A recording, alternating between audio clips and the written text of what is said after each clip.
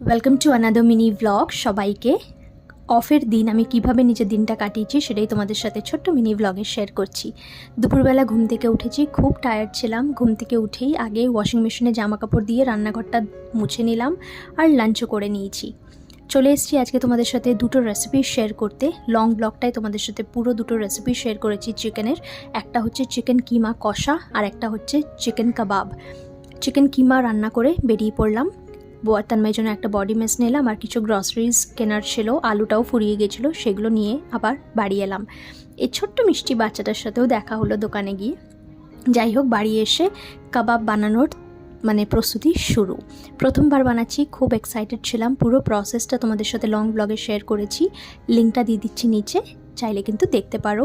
খুব ভালো হয়েছিল খেতে, প্রথমবার হিসেবে খুব ভালো হয়েছিল। ভিডিওটা ভালো লাগলে লাইক করে দিও। কাল আবার নতুন ভিডিওতে দেখা হচ্ছে। খুব ভালো থেকো, টাটা।